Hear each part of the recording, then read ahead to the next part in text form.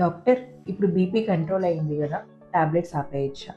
ఈ క్వశ్చన్ నన్ను చాలామంది బీపీ పేషెంట్స్ అడిగారు. ఒక్కసారి బీపీ తగ్గితే టాబ్లెట్స్ ఆపేయచ్చు అనేది ఒక dangerous myth.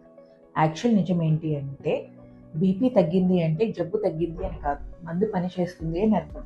So BP tablet వేసుకుంటే బీపీ కంట్రోల్ అవుతుంది, బీపీ టాబ్లెట్ ఆపేస్తే బీపీ పెరుగుతుంది. ఇంకొంతమంది ఉంటారు, నాకేమీ సిమ్టమ్స్ లేవు అందుకే టాబ్లెట్ వేసుకోలేదు అని.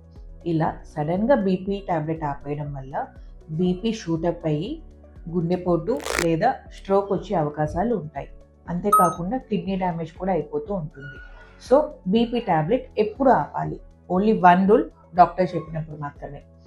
బీపీ కనుక డౌన్ అయింది అనిపిస్తే డాక్టర్ని కన్సల్ట్ చేయండి. డోస్ తగ్గించవచ్చు లేదా నెంబర్ ఆఫ్ టాబ్లెట్స్ తగ్గిస్తారు. అంతేకాని మీ అంతటి మీరు టాబ్లెట్స్ ఆపకండి.